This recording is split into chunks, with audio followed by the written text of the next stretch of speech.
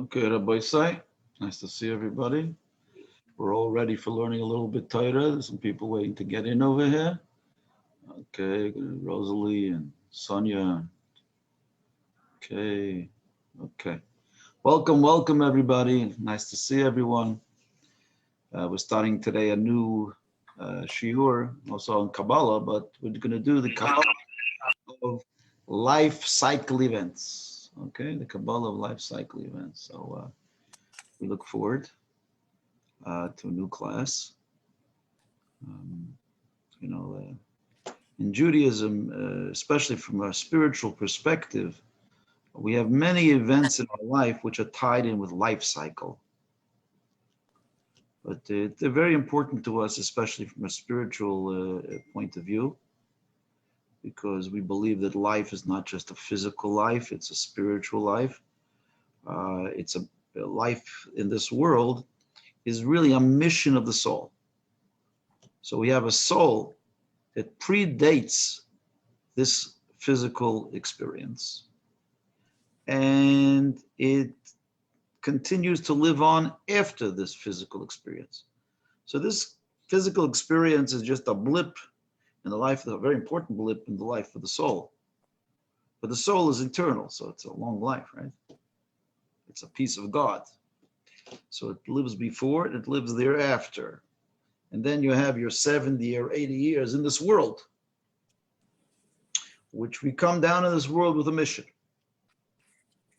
And we celebrate that mission in all the different life cycle events. For instance, the birthday is the day the soul comes into the world, and we say, what's special about a birthday? Because that's the day that God said, you have a mission, you count, you're important, right? And you can make a difference. That's why a birthday is an important day. But we're going to talk now about all the different life cycle events which celebrate that journey of the soul. Okay, so life cycle events are not just, life cycle, it's nice, you're getting married, great, you can have kids, going to the chapel and we're going to get married. It's more than that. It's a crossroads in that ongoing mission of the soul and what the purpose of the soul is. And these are times that we get that we sort of re-inspire ourselves and invigorate ourselves with our life mission. I always look at it like the mission of the soul and the journey of the soul through this life. It's like whenever we go to take out the Torah in the synagogue, now people think, okay, you have to take a Torah out of the ark, you bring it, you read it, bring it back, right?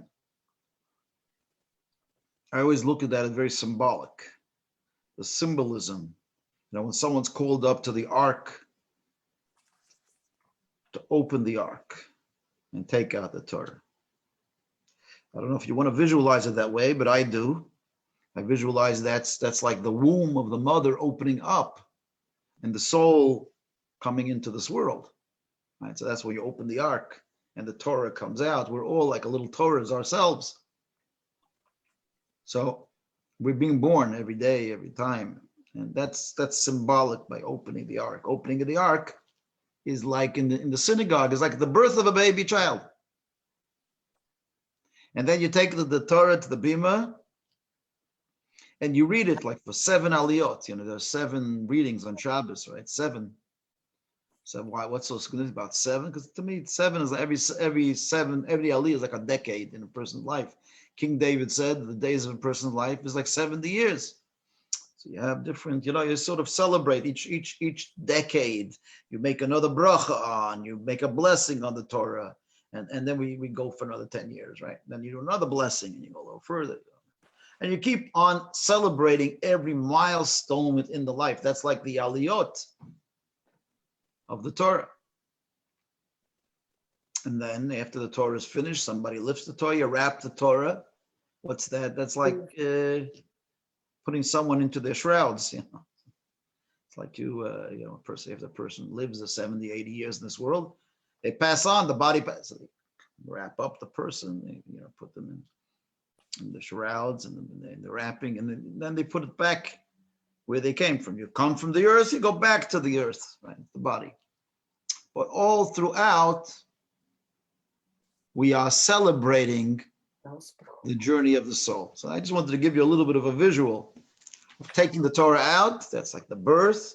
Returning the Torah back to the earth. That's like death. And in between, you're reading all the different Torah portions, each one another milestone, another life cycle event, another celebration. So we're constantly saying brachot and blessings along the way. We are cheering on the soul, so to speak, in its journey in life. So when a child is born, I'm going to get to another class. We'll talk about birthdays, which is a very important thing. The Lubavitcher Rebbe spoke a lot about birthdays as that being an important life cycle event. But the first life cycle event that I thought we'd talk about is a bris. But first, there was a big debate years ago as to when does life really start.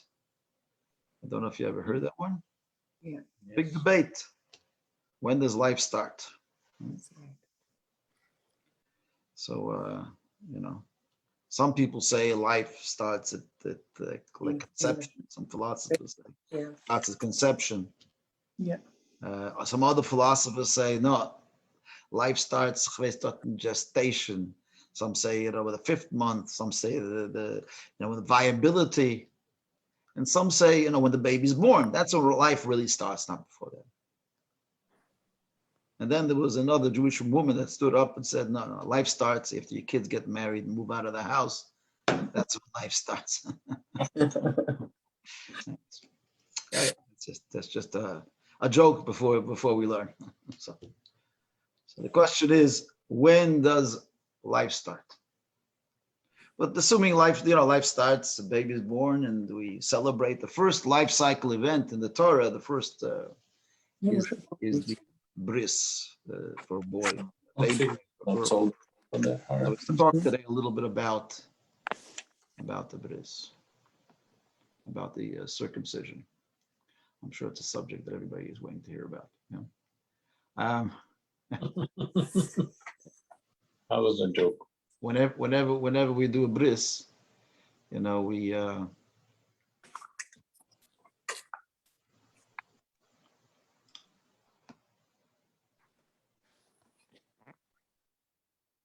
okay. So whenever we do a bris, you always find the men are always running to the back of the room because they're going through they're re-experiencing whatever happened. I don't know how many years ago. The little kids are the only ones that are pushing to the front, but always the guys always on the back over there. It's like they're traumatized still from the bris.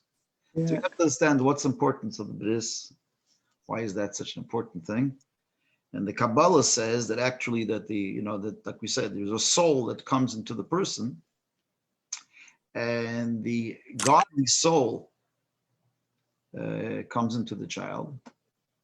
But the godly soul is more. It completes its journey into the boy at 8 days at the bris.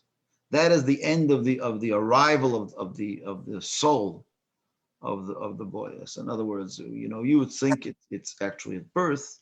So it's brought down in Kabbalah. No, that actually it happens at the bris. The bris, the circumcision, the brit milah. That's when it happens. And the bris actually means covenant. That's what the word the bris means, a covenant. It's a covenant with God. God already told Abraham that all the boys that are born in the Jewish community should have a bris when they're 8 days old. The word bris actually, brit means covenant. Milah is the circumcision, the operation, but brit is the covenant. It's called a covenant. God said, "This is a covenant of me, and you'll always remember me because of that circumcision." And we can talk a little bit later why women don't have a bris. It's an interesting thing. It's a covenant that only was done for boys, not for girls. Girls just have a baby naming. Oh, so we're gonna have another class about the baby naming that we'll talk about that another time.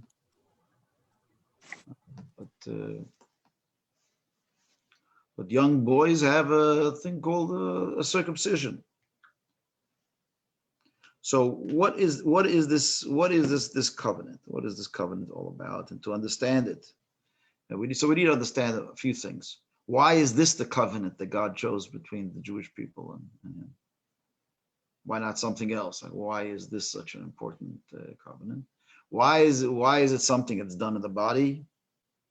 Why in that part of the body? Out of all the parts of the body, maybe you should have done something on the earlobe, maybe a little operation on the earlobe. Yeah, thank you, Eddie. I just did that. And maybe the nose, make an operation. Why is that the chosen by God? For the generations, drive the Jews crazy with that part of the body. Boom, has to be there has to be. So let's talk about a few things. First, we're going to talk about the day of the circumcision. So the day of the circumcision, Hashem said to Abraham, "You shall circumcise all the males of the Jewish community from here on." Avrohom happened to have been, when he did the bris, how old was he? The circumcision, he was like 100 years old, 99, 100 years old. He was an old man. Right? And his son, Ishmael, at the time, was 13. So he had a bris at 13 years old. Okay, which also is, you feel it a little bit more when you're 13 than you do when you're 8 days old, right? And Yitzchak, his son, Isaac, was the first one to have it at eight days old. So what is the concept of doing it 8 days old? In fact, I think by the Arabs, the cousins, they do it by bar mitzvah, actually, because Ishmael had it when he was 13 years old, so they do it at the bar mitzvah. Imagine Jewish kids coming up for bar mitzvah. Yeah, Amod, bar mitzvah for the bris. It's like, it would have been a whole different ceremony, right? Poor kids, nobody would want to do a bar mitzvah. So but they do it actually in Israel and other places. I know there are mohelim that do for the descendants of Ishmael. They do it when they're 13 years old. So what's the difference? Avrohom did it when he was 100 years old.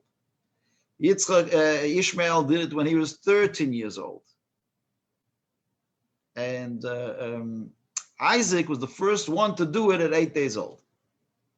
So what's the concept of 8 days old? God said that he wanted it for the generations should be done when a child is 8 days old. Well, 8 days old, one simple explanation is that it's a medical thing. A child has to...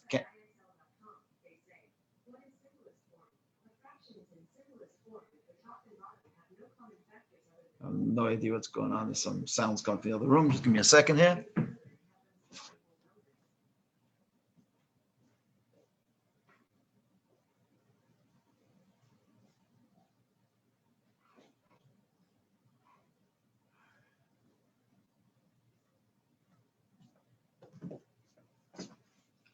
Computers, they get motivated all over the house. You say something and it suddenly starts talking. So I had to shut the computer off. So what is the reason for 8 days? Why is that the big thing? We don't do it when you're 13. And one of the deep, so the simple explanation is you have to do it at 8 days because before 8 days, the baby is not yet, the circular system is not working yet. It needs to heal properly. So at least you have to wait at least minimum 8 days because they know from a medical point of view that before that, the coagulation doesn't work so well. So it won't heal so well before that. So you have to wait. So some say it's a medical reason why it has to be after 8 days. But there's other explanations too, which I'd like to share with you. One is like the bar mitzvah. Bar mitzvah is really a time of intellectual development of the child, right? So if you say start the covenant when you become intellectually developed, or for sure 100 years old, then you're really intellectually developed, then it would be that the covenant with God is based on intellect. And the Jewish covenant with God is, yes, it's a lot has to do with intellect, but covenant means, when I say I make a covenant with you, that means I'm going to be with you even when it makes no sense. Like sometimes in the olden days, they used to have a covenant of two friends. I don't know, they'd be like blood partner. Today, nobody would do that because it's very dangerous. But they do a little cuts and they touch each other, and they say, we're going to be friends forever, right? And they do a covenant, which was customary. The kids used to do it years ago. They said, we're going to be friends forever. What is that? What does that covenant mean? Covenant means that we're going to be there for each other in the thick and the thin, and even when it makes no sense. Even when logically we should reject each other. We promise now when we love each other that we're going to continue. Like a husband and wife under the chuppah, they make also a form of a covenant, right? They promise each other that they'll be there for each other in the thick and the thin. And they make they tie themselves to each other under the chuppah, and they say we're going to be there, for each other, even when things go bad, even when things logically maybe we should separate, we're still going to continue. And the same thing is with the child coming in at 8 days old. It's almost an involuntary act. The idea is that it's not something that the child even chooses. The child is connecting themselves to God and saying, so to speak, we're going to be there for each other, even when we don't get it. Sometimes we don't understand why God does certain things to us, so we want to reject God. So we make a promise. The promise of the bris is one that is beyond the intellect, and that's what many say that the reason also for the 8th day as opposed to the 7th day.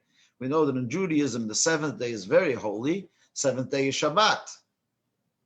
So you would think that maybe the bris should also be on a 7th day, if it's some kind of spiritual connection that's being made, just like the Shabbat. But it's brought down that 7 represents the cycle of the world. The world was created in 7 days, 6 days, but the 7th day God rested, which is all still part of the cycle of the world. Number 8 is representative of something that is beyond nature. So many places explains that idea. The difference between the number 7 and 8 is that 7 represents the cycle of nature. All life is created by weeks, and a week is part of the cycle, the natural order. And 8 is the supernatural order. So the bris was, God told us to do it on the 8th day to remind us that we're connecting to something that's beyond nature, beyond reason, beyond understanding. We're connecting ourselves to something that is beyond, higher than this world. And if you give a look, actually, I always say the number 8 is like the number of infinity. The symbol for infinity is like an 8 also, because it just keeps on going and going. And you can never get out of it. You're just like, you keep on going and you think you're moving around, but you're always in the same. The truth is that 0 is also like infinity because it goes in a circle. But 8 is trickier. 8. The symbol of infinity, I think, was like an 8 something, right? So 8 is really the number that represents higher than the natural order. So in the Kabbalah and other places, when it speaks about number 8, that's the supernatural order. 7 is the order, 8 is the supernatural. So that's why the bris is done on which day is it done? It's done on the 8th day as opposed to the 7th day. It also is in contradistinction to Ishmael, who had it when he was 13 years old. Then it was based on intellectual appreciation, which we said the bris is an involuntary act, and it's even not like Abraham that had it when he was 100, because 100 is like total perfection. When you're a very, very high level, that's what 100 represents. 10 times 10. But so we don't do that. We do it 8 days old. That's when the child gets drafted, so to speak, into this covenant of Israel. We also asked before some more explanation is needed as to why the gods say, to do an act in the physical body. Why not make a covenant? Let us just promise each other, make a promise to each other, or say something or say a prayer together. I mean, why does it have to be so severe that it has to be done in the physical body? So this we say is one of the keys to what the circumcision is, that it's supposed to be done in the physical body, in the person, that actually there's a change that takes place in the body, not just in the soul, but it's also the body itself that's being drafted in this covenant with God. It says that King David, it says he was complaining once that he was in the bathhouse. So he felt bad, and he said, in the bathhouse, I don't have any mitzvahs. In the bathhouse, because you can't say any brachas, you can't pray, you can't do any big, any of the great, you can't study Torah, you can't do any of the mitzvahs when you're in the bathhouse. So he said to himself, he says, I am naked of the mitzvahs. King David. And then he realized it's not true. He said, "Sas anochi ali merusecha." Sas anochi. He says, I rejoice now over your mitzvahs, because I see God gave me a mitzvah that even when I am just alone in the bathhouse, I still have a mitzvah. Which mitzvah? The mitzvah of the bris. He realized that God gave him a mitzvah, that mitzvah, even when he doesn't have any clothing, can't do anything, it's there in the body. It's always there. The mitzvah of the circumcision, which gives us a little bit of an insight into the mitzvah of bris, that it's not just a one-time event. King David said that he actually feels like he has a mitzvah. He's observing the mitzvah. And he was much older. He was in the bathhouse then. He said, "Oh, no, I still have the mitzvah now." Why would he say, "I still have the mitzvah now"? The mitzvah was done when he was 8 days old. But it seems like from there we see that it's done in the body in such a way, in such a manner, that it's considered like the mitzvah is constantly being, the covenant is constantly being repeated again and again. The Rabbi Again calls it a pu'ula nimsheches, a repetitive act. Almost like marriage, we say marriage, every day you wake up and you marry, it's like a repeat, it's like a new marriage. Even though you did it by the chuppah, but there's a halachic concept that every day it's considered like as if you redid the marriage. Almost in the same way, the covenant is a repetitive covenant, which constantly, so God wanted this repetitive mitzvah to be done where? In the physical body. Why? Because really, that's really the key of mitzvahs, is not just in the spiritual, but also to be brought down into the physical. It's always important that every mitzvah that we do has an impact, not just in the spiritual worlds, but also in the physical world. Just to give you different ideas about the bris, just to understand and appreciate it. And why did God say, if you make a covenant, why didn't God say just make a cut somewhere else? Why in that particular place of the body? So many of the commentaries say that there are reasons. And one of the reasons is because that is the limb of the body, a human body, which is associated with continuity. Continuity of the human species and continuity of the Jewishness from generation to generation. That is why it is also important that in that part of the body, that's where there should be the covenant, the Jewishness. To remind someone, first of all, to continue with the Jewish people, with the Jewishness, to pass on, it shouldn't intermarry, whatever, but also just to remember that the continuation, it's not just a covenant.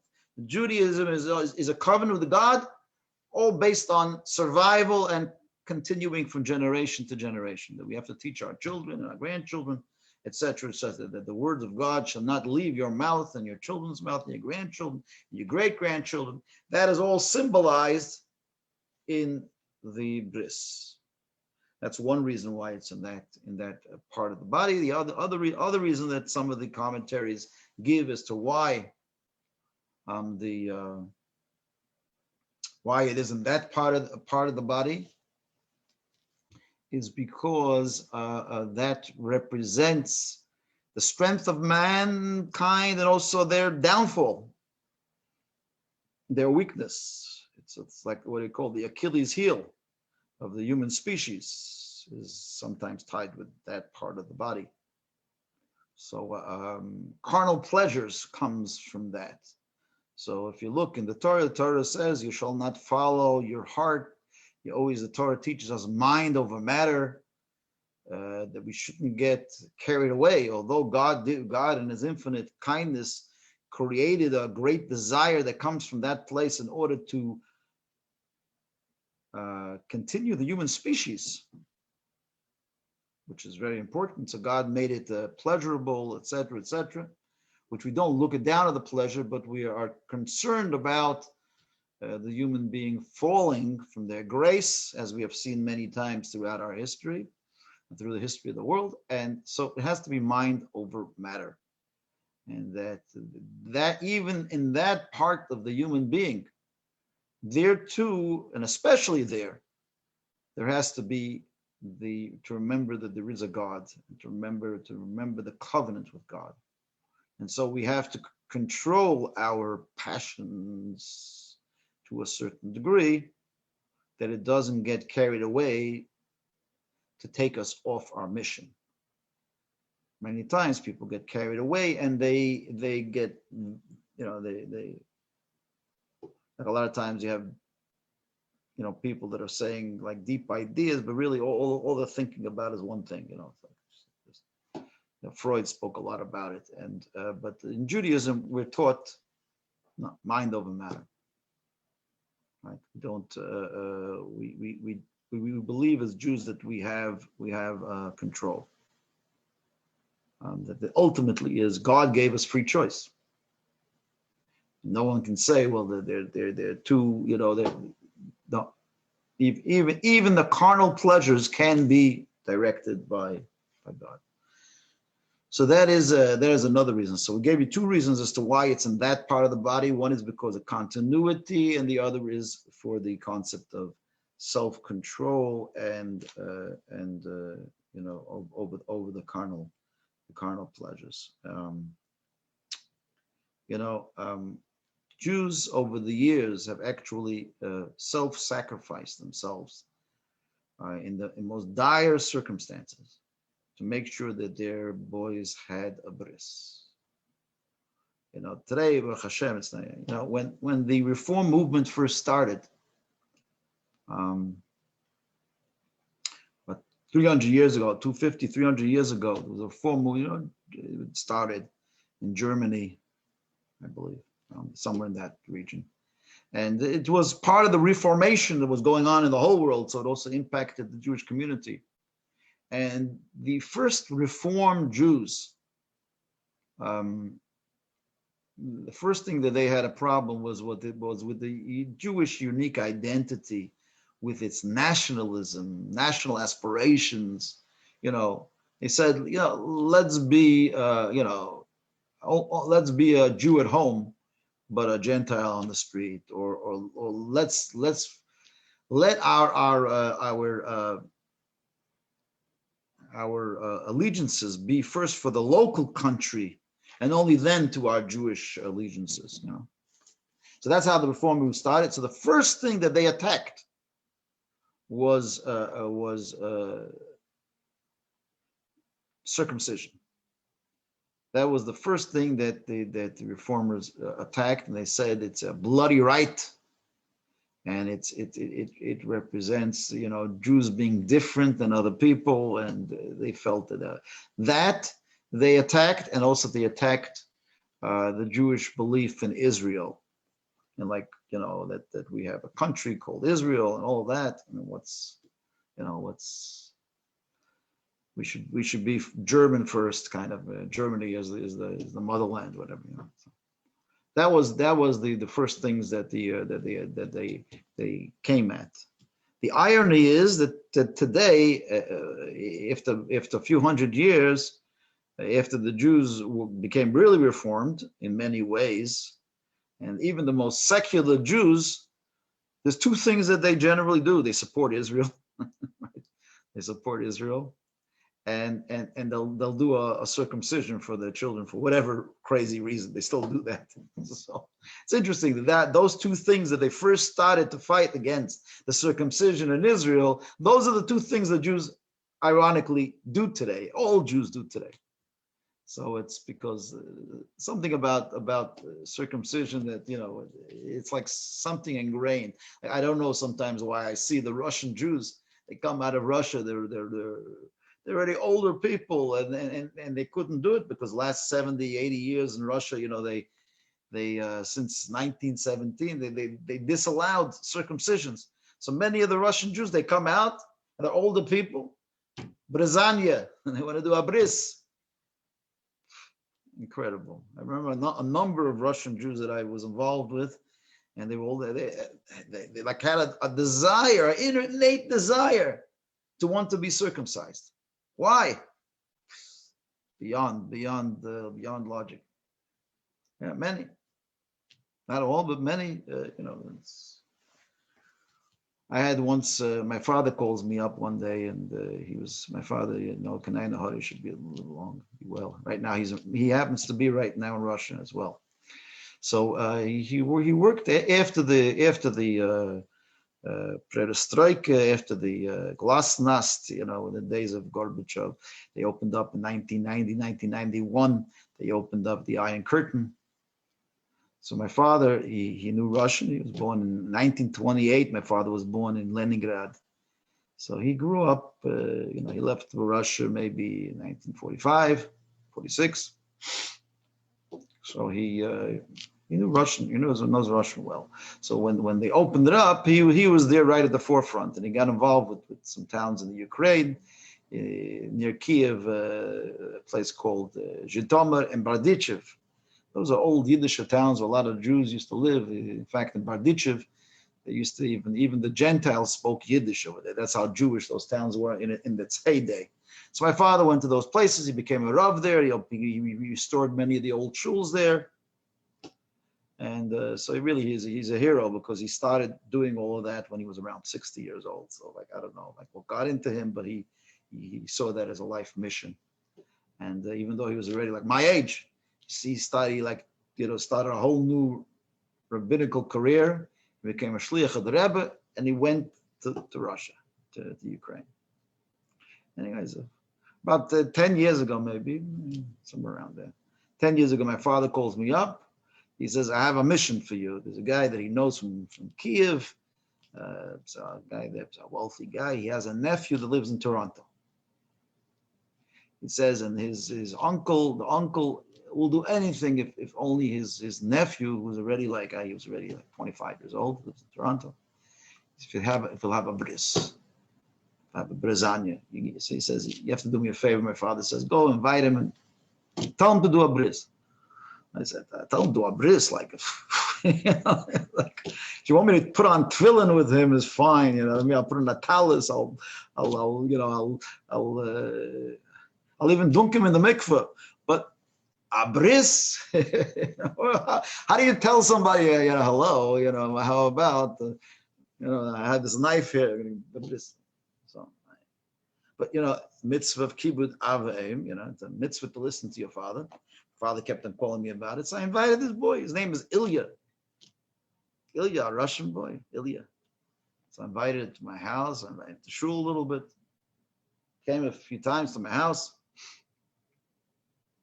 And then one day I just popped the question. I said, Ilya, by the way, are you circumcised? So Ilya says, no, it's Russia, whatever. Circumcised. So I said, hey, did you ever consider circumcising yourself as a Jew? He said, not really. Not really. So I said, Abraham, Isaac, Jacob, all the Jews for thousands of years, your parents, your grandparents, they all had circumcisions. That's how you identify as a Jew. Jews did it all the years. He says, yeah, I know the good thing, but I'm already 25 years old. And so I said, I can help you. He says, yeah. I said, yeah, I can organize it for you. Came back the next day, he says, yeah, I'm interested. We'll do it. Like I said, what inspires a Russian kid, 25 years old, to want to do a circumcision? I have no idea. What I even told him that inspired him, but he said, yeah, we'll do it. So I tried finding a moil over here that would do it over here in Toronto. At that particular time, years ago, I remember there was a moil down in Women's Hospital. Dr. Judah used to do it. I couldn't find anybody to do it here in Toronto. So I found a place in New York, a clinic there, like the medical clinic. They allow a moil to come in, and they do it there. They do the bris. So I organized for him to do a bris in New York.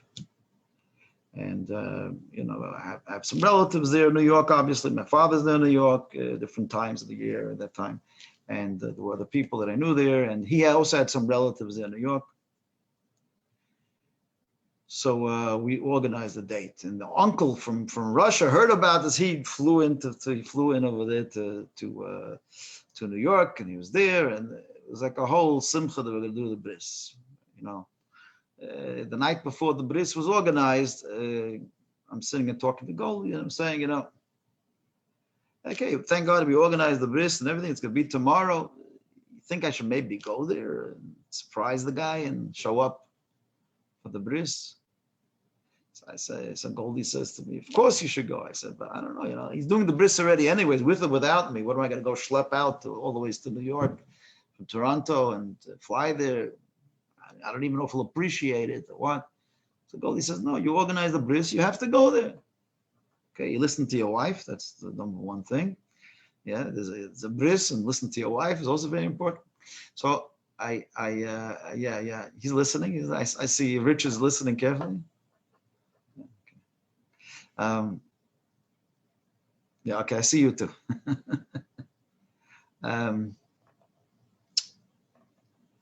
So I go the next morning. I decide I'll make a surprise, and I'll go there. I'll go to New York to the clinic. I'll be there with this young boy who's having a bris. I buy the ticket quickly. I go on the plane, and I arrive there in Borough Park. It's clinic. I come in there. And I walk in, and it's just before the bris was supposed to be. And I walk in over there, and I see everybody, their face is white like a ghost. Everybody's walking around like they don't know it. So I go over to the moil. I say, what's the matter? He says, your guy, he has cold feet. He decided he's canceling the bris. He got scared. He says, he's too old, too scared. He's not doing the bris. He was already on the bed, He said, no. So I said, yeah. So maybe I can come in and talk to him, maybe. So he goes into the room, he's gonna come back to me. He comes back, the male comes out, and he has a big smile on his face. Big smile. I said, well, why are you smiling? He said, I went into him and I said, Rabbi Plotkin wants to speak to you. He said, Rabbi Plotkin is here? He said, yeah, he came in for Toronto, especially for you. He says, yeah, you know what? If the rabbi came all the way, especially from Toronto to New York to be by the bris, he says, I'm going to do it. And he changed his mind, and he did the bris. So I had the honor. I was I think the sandik, put your hand under the baby, the big baby. Now, when it's an older person, you don't put on the hand. You just put it under the head. Somebody holds the person's head. And I was there. They did the bris, and if you ever, it teaches you a big lesson in life. If you ever considering to go or not to go, go. Sometimes you put yourself out for somebody. Always something good will come out of it, right? So the guy did the bris on the. It took a little while because it wasn't a baby, right? And afterwards we started singing Simon Tov and Mazel Tov. You have a few people in the room. They were all singing. It's before COVID. You had a whole bunch of people in the room. We're all singing Simon Tov and Mazel Tov in the surgical room, whatever. Yeah. And we start dancing. We did like a little horror around the table. So the bris boy, the circumcision boy, got all excited. He jumped off the bed, And he started dancing with us. I can imagine it must have been hurting a little bit. And he jumped out. We all made l'chaim. We brought out some vodka. Russians, we brought a bottle of vodka like that. Everybody started drinking. It was a great occasion, let me tell you. And afterwards, we all went afterwards to our restaurant, and we continued to drink vodka for the rest of the day. Anyways, that was the story of Ilya with the bris. But I'm just telling you about how people are ready self-sacrifice to do a bris. It's something like ingrained in us, within our soul. During the Holocaust, there was a pregnant lady that was brought in, I don't know, it was Auschwitz or one of the other camps. And she was there, and the friends knew that she was pregnant, but the Nazis, for whatever reason, they didn't notice it. Because usually if you were pregnant, they killed you. And she had the baby in the bunker. She was able to hide the baby a little bit. The baby would cry, and all the friends knew that there was a baby there. And one day the Nazis caught on to it. They figured out that this lady had a baby in Auschwitz. So they called everybody out by the lineup in the morning. They called everybody out. They announced this lady's name. They said, "Give us your baby."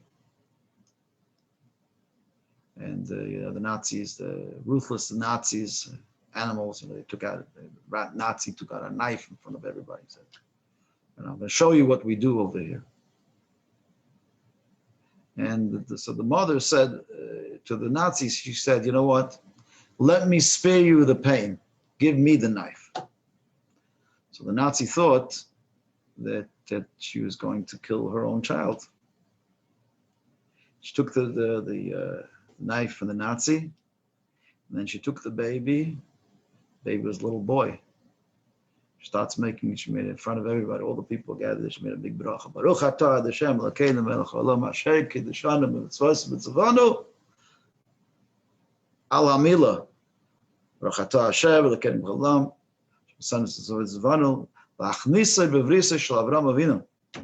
to bring him into the covenant of Abraham, 2 brachas. And then she said Ashechiyonu also. And she did a bris on her own child with a knife. That's the strength of Jewish women. She wanted her child to die as a Jew. Of course, after the Nazis, what they did, I don't have to tell you what they did to that child. But that's the strength of Jewish women and the strength of our dedication to this important mitzvah of bris milah. So bris milah is sort of like the first juncture within the life of a child, life of a boy. We're going to talk next week about baby naming, which is for women, right? But women do not have a bris. And in some places in the Talmud, it says that a woman is considered as if she is circumcised. Isha commanda mahal yadam. It's considered as if she's born circumcised, because she doesn't have that part of the body so the same as it says by Moshe Rabbeinu also. It says Moshe Rabbeinu, there are certain children that are born already like pre-circumcised. It says Moses was born circumcised. He never had a bris. He was born without a foreskin. It's a rarity, but there is a medical condition. A child is born without the foreskin. So it says Moshe Rabbeinu was born already circumcised. He never had a bris. Same thing it says about the Gemara says about women also. Command them al yadam. They're already like pre-brist. They're done already. They're already on that level. They don't need to remove something. It says the bris is like the completion of the person. They're already complete. But we'll talk next week about the baby naming ceremony, which we do for girls. Also a very important ceremony, which we're going to talk about. Its history, where it comes from, and also its spiritual value, spiritual meaning. But today we learned about the bris milah. We discussed why it's on the 8th day. We discussed why it's in the human body. We discussed why it's in that part of the body. We discussed about the self-sacrifice the Jews have had for it. And most important, we discussed what the Kabbalah says, that when a bris happens, that is the completion of the arrival of the soul, of the child's holy soul, the peace of God, which comes into the child. That happens at the bris. Okay, so that's all, folks, for today. Anybody have any questions? You're all welcome. Yeah, unmute yourself if you have a question. Go ahead, Sonia. Got something? Yes, Rabbi, thank you for explaining it, because I'm a little bit confused. If Ishmael had a circumcision at age 13, then the number 13 immediately came as to me as bar mitzvah time. Right. That was the first part. That was the first bar mitzvah that we see recorded in the Torah, sort of. So that's okay. So 13, I guess, was an important number. So you say Yishmael had a bar mitzvah before anyone else. Yeah. Okay. Right. But thank God we don't celebrate our bar mitzvahs that way, as I said before. The other just comment I have, as you know, we are from Czechoslovakia, and it was very similarly done during the communist and socialist era, as it was in Russia, of course. Right. And not some of our friends were not circumcised for that reason. Right. And when we arrived to Canada, and they wanted to get married under the chuppah, there were couple of rabbis that refused to do it if you are not circumcised. So our friends had to be circumcised or was circumcised at age 22. Wow. Here in Toronto. In Toronto, very nice. Very nice. Yeah. Yeah, it was